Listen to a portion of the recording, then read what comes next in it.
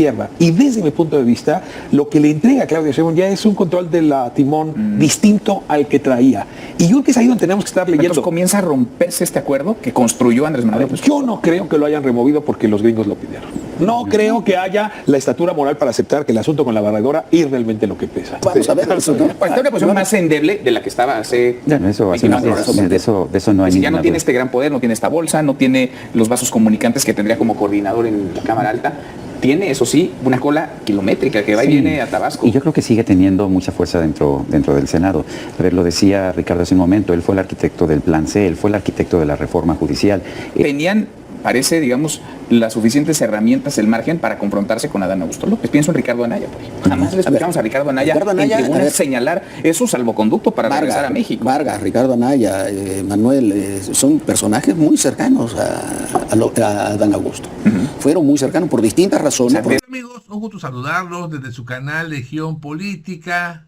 Mal día para la senadora Lili Téllez, que ha despotricado, ha estado mofándose ante la salida del coordinador de la bancada de Morena en la Cámara de Senadores, Adán Augusto López, quien lo ha calificado muy persistentemente, señalando al morenista por presuntos nexos con el grupo delictivo La Barredora, y que también dice que hay ante señalamientos que ella tiene pruebas. Y imagínense nada más, es una periodista que dice que investiga, que analiza, y cuando le preguntaban la ley de censura, no supo decir ni una letra. Así es, amigos y amigas, esto sale a relucir en una mesa de debates donde está Sergio Sarmiento y Ricardo Rafael, analistas y periodistas, donde señalan la fortaleza que tiene Adán Augusto y que esto fue un movimiento así de ajedrez, porque están temblando esta oposición. Vamos a ver, amigos y amigas, y lo comentamos cómo salió mal Lili Téllez. Lo vemos y lo comentamos. Con una serie de reportajes, la senadora Lili Téllez documentó cómo usó su influencia para favorecer a Grupo COSEI, consorcio de empresas que obtuvo contratos millonarios con gobiernos de Baja California, Chiapas y Veracruz. De acuerdo con esta información, los directivos de Grupo COSEI, Fernando y Carlo Padilla, servían como prestanombres de Adán Augusto López, quien por cada contrato recibía una tajada. Con ese modus operandi, empresas filiales de Grupo COSEI, entre ellas Línea Médica del Sur, recibieron contratos para construir obras de infraestructura, hospitales, carreteras y hasta unidades médicas para tratar pacientes con COVID en Baja California. Todo con el visto bueno de Adán Augusto López Hernández.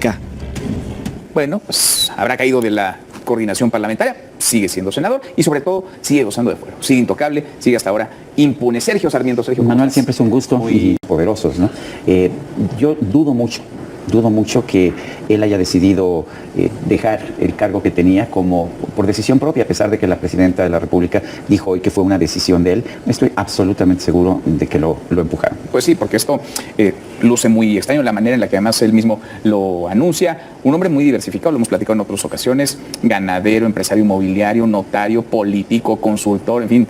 Tiene ahora operador electoral. Muchas facetas, pero mira, yo insisto en el tema, sí cae Adán Augusto, sí cae de la coordinación del Senado, es una de las posiciones más importantes del Estado mexicano, ¿no? Y tiene un presupuesto muy grande, y él tenía un presupuesto, él que manejaba personalmente en el Senado, muy grande, pero yo esperaba que Adán Augusto terminara por lo menos declarando ante un ministerio público, ¿no? Por el caso de Hernán Bermúdez, por el caso de estos videos que veíamos hace unos minutos de estos empresarios Padilla que están promoviendo obras y N cantidad de denuncias que hay en su contra. No tiene ninguna averiguación abierta, no ha tenido que declarar, cae del Senado, pero se mantiene como senador, mantiene su fuero y va a una posición donde él mismo dice que se va a enfocar en el 27 y va a mover en la lucha interna que hay en Morena. Yo creo que en esa lucha interna y con la tesis esta de que Andy va a salir y se va a refugiar en Tabasco para poder regresar desde Tabasco al ámbito federal, yo descartaría que Adán Augusto lo que esté buscando es quedarse con el control de una buena parte de Morena. Y los grupos López Obradoristas, el clan Palenque, para llamarlo de alguna forma, claro que va a seguir apoyando a Adán Augusto. No ha caído en desgracia como uno podría pensar que tendría que haber caído en desgracia. Ahora, como coordinador en el Senado, podría haber conseguido esto mismo.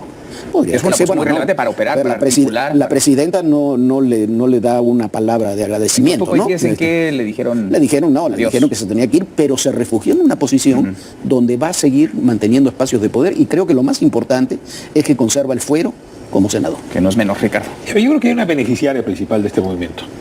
Haya sido ella quien se lo pidió, o haya sido él el que renunció a la coordinación, lo segundo lo dudo, pero incluso cualquiera de las dos hipótesis, Claudia Sheinbaum es la que acaba ganando frente a un status quo que ella no definió. O sea, en julio de 2023, Andrés Manuel López Obrador, ¿se acuerdan? De puño y letra, redacta las reglas de sucesión. Ahí en un cafecito. Y ahí en esas reglas es donde que luego firmaron todas las corcholatas, ¿no? Ya nos acordamos cómo las llamaban. Ahí es donde se define el destino, no solamente de Adán Augusto López, ¿no?, sino del resto de esos participantes. A partir de eso se volvió el operador principal del Plan C. La correa de mando directa desde Palenque, a veces pasando por Esquerra, el que fue el secretario particular de López Obrador durante su mandato, y en una alianza muy estrecha con Adán Augusto López. ¿Qué ocurre ahora? Bueno, a ver, Ignacio Mier podrá tener cercanía con López Obrador, pero de ninguna manera es el hermano López Obrador.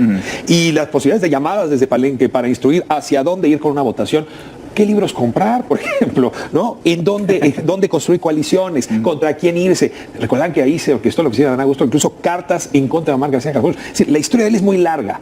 Creo que esta etapa se cierra y desde mi punto de vista lo que le entrega a Claudia Sheinbaum ya es un control de la timón distinto al que traía. Y yo creo que es ahí donde tenemos que estar leyendo. Entonces comienza a romperse este acuerdo que construyó Andrés Manuel. Yo no creo que lo hayan removido porque los gringos lo pidieron. No creo que haya la estatura moral para aceptar que el asunto con la barredora es realmente lo que pesa.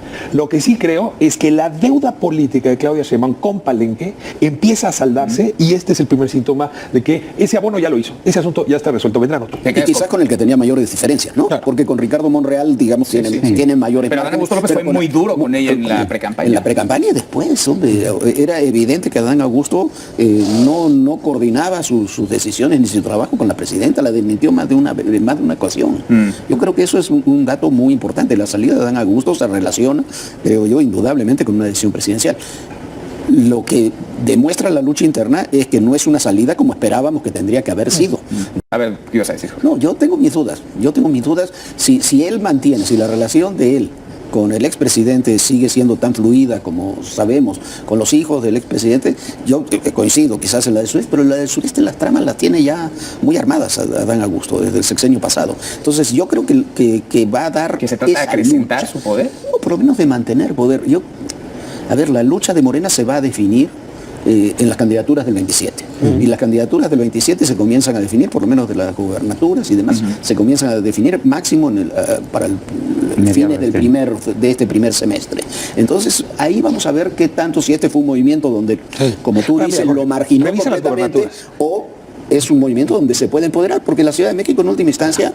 En fin, a lo mejor puede hacer cosas, ¿no? Vamos a ver eso, ¿no? Pues está una posición más endeble de la que estaba hace... De eso no hay ya no tiene este gran poder, no tiene esta bolsa, no tiene los vasos comunicantes que tendría como coordinador en la Cámara Alta.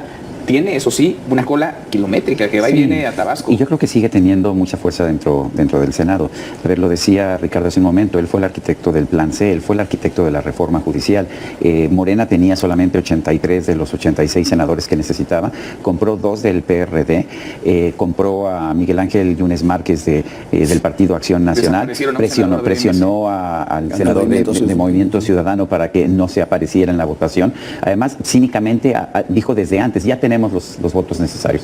Él ya lo tenía, eso lo arregló él. De hecho, hoy Andrea Chávez, la senadora por Chihuahua, muy cercana a Adán Augusto, pues decía que él fue el que consolidó de alguna forma la mayoría calificada, que actualmente tiene el gobierno en el Senado.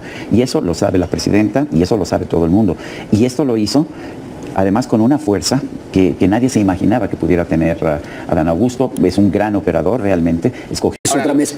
Los coordinadores tampoco tenían, parece, digamos, las suficientes herramientas, el margen para confrontarse con Adán Augusto López. Pienso en Ricardo Anaya, por ejemplo. Jamás le escuchamos a Ricardo Anaya en tribuna señalar su salvoconducto para regresar a México. Vargas, Ricardo Anaya, Manuel, son personajes muy cercanos a Adán Augusto.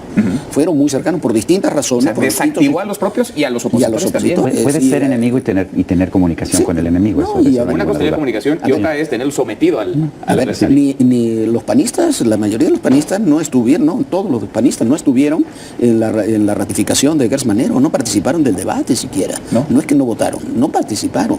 Entonces, cuando uno dice yo no sé si es un muy buen operador, quizás lo es, pero sí es un muy buen corruptor también. Entonces ha logrado ha logrado tener un manejo del Senado, que a ver cómo queda ahora con Nacho Mier, que es un personaje, como tú decías, muy diferente, ¿no? Y tener mucha información. Ahora, es un hombre que tendría que estar hoy, por lo menos, investigando. Ahí está, amigos, los puntos de vista de Sergio Sarmiento y de Ricardo Rafael. Efectivamente, son puros dimes y diretes de estos panistas. Veamos cómo se puso López San Martín en esta mesa de debates, dándole credibilidad a las mentiras que presenta en cada discurso la senadora Lili Téllez. Una vez más se están desbaratando ellos mismos sobre el peligro que para ellos representa una reforma electoral, y al mover sus piezas el partido de Morena, nuestra presidenta, día a día manda señales y advierte de que aunque estén intentando destabilizar el proyecto de la cuarta transformación, la reforma electoral no la para nadie. Así que sigan ladrando, sigan gritando, sigan mintiendo, que es su plato fuerte de estos opositores.